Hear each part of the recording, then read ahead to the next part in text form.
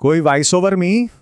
जी, इस वक्त की सबसे बड़ी खबर, सदर ट्रंप ने हमले का हुक्म दे दिया है। इत्तलात के मुताबिक अमेरिका और ईरान के दरमियान कशीदगी खतरनाक हद तक बढ़ चुकी है। और एक और तशवीशनाक खबर आ रही है कि आबनाए हुर्मुज़ को बंद कर दिया गया है। याद रहे कि दुनिया के तकरीबन 20% तेल की तरसील का ये अहम तरीन रास्ता है और इसके बंद होने से आलमी मंडियों में खलबली मच गई है। इसी दौरान मुतज़ाद खबरें भी सामने आ रही हैं जो सूरत हाल को मज़ीद पेचीदा बना रही हैं। कुछ इत्तलात के मुताबिक ईरान के गैर मुतवक्के इक़दाम ने अमेरिका को हैरान कर दिया है, जिससे खित्ते में गैर यकीनी की कैफियत पैदा हो गई है। और अब वो खबर जिसने पूरी दुनिया को हिलाकर रख दिया है। अमरीकी बहरिया को हुक्म दे दिया गया है कि वो तमाम ईरानी कश्तियों को निशाना बनाए। तो क्या दुनिया एक नई तबाहकुन जंग के दहाने पर खड़ी है? लेकिन जब जंग के बादल गहरे हो रहे थे, तब एक गैर मुतवक्का हीरो सामने आया। ये कहानी है उस सिफारतकारी की जिसने एक आलमी तबाही को होने से रोक दिया। जी हाँ, दुनिया भर की नज़रें इस्लामाबाद पर मरकूज हो गईं। ये वो शहर था जहां अमेरिका और ईरान के दरमियान बढ़ती हुई कशीदगी को ख़त्म करने के लिए इंतहाई अहम अमन मुज़ाकरात का आगाज़ हुआ।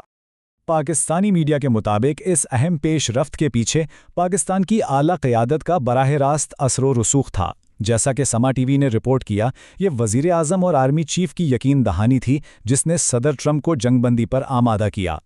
और यूं एक ऐसी कहानी सामने आई जिसने पाकिस्तान को आलमी अमन के ज़ामिन के तौर पर पेश किया।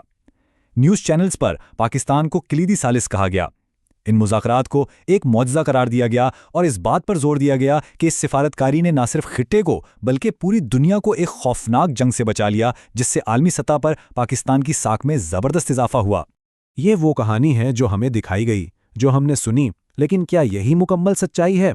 आइए ज़रा पर्दे के पीछे झांकते हैं और देखते हैं कि असल माजरा क्या है। इस सवाल का जवाब तलाश करने के लिए हम पाकिस्तान में डिजिटल मीडिया के रेगुलेटरी मंजरनामे का तकाबली तज्ज़िया नामी एक रिपोर्ट का जायज़ा लेंगे। ये रिपोर्ट हमें उन खबरों के पीछे मौजूद अवामिल को समझने में मदद देगी। तो आइए इस रिपोर्ट का गहराई से जायजा लेते हैं। ये रिपोर्ट अनदेखी कुव्वतों से पर्दा उठाती है जो पाकिस्तान में खबरों का रुख मुतय्यन करती हैं और ये तय करती हैं कि हमें क्या देखना और सुनना है। इस पूरे मंजरनामे में एक मरकजी किरदार है पेमरा, यानी Pakistan electronic media regulatory authority का। रिपोर्ट के मुताबिक पेमरा का किरदार अब एक गैर जानिबदार रेगुलेटरी इदारे का नहीं रहा, बल्कि ये रियासत के एक सेंसर बोर्ड की हैसियत इख्तियार कर गया है। रिपोर्ट के मुताबिक ये कंट्रोल कई तरीकों से किया जाता है। मसलन टीवी पर तनकीदी मुबाहिसों को दबाया जाता है, ऑपोजिशन की कवरेज को महदूद कर दिया जाता है और कौमी मफाद जैसे अल्फाज की आड़ में इख्तलाफ राय रखने वालों को सजा दी जाती है। यहाँ तक कि डिजिटल प्लेटफॉर्म्स पर भी नाक़िदीन की आवाज़ को दबाया जाता है। तो यहाँ हमारे सामने दो बिल्कुल मुख्तलिफ तस्वीरें उभरती हैं। एक तरफ वो शानदार फातिहाना बयानिया है जो हमारी स्क्रीनों पर चलाया गया, और दूसरी तरफ है रिपोर्ट में बयान करदा रेगुलेटरी हकीकत जो कंट्रोल और सेंसरशिप की एक बिल्कुल मुख्तलिफ कहानी सुनाती है। ये तज़ाद हमें ये सोचने पर मजबूर करता है कि ख़बरों की तश्कील आखिर होती कैसे है। तो सवाल ये पैदा होता है कि इस कंट्रोल की कीमत क्या है, इसका आम आदमी पर और पूरे माशरे पर क्या असर पड़ता है। आइए देखते हैं।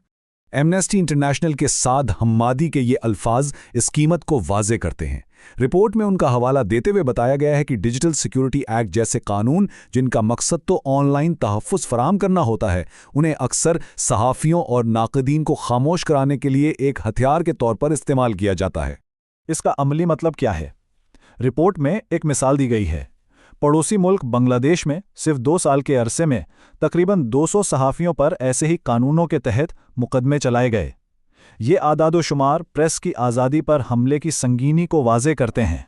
लेकिन ये सिर्फ एक इलाकाई मसला नहीं है। आलमी सतह पर, ख़ास तौर पर यूरोपीय यूनियन में सेंसरशिप को फ़रोग़ देने वाले क़वानीन के ख़िलाफ़ आवाज़ उठाई जा रही है।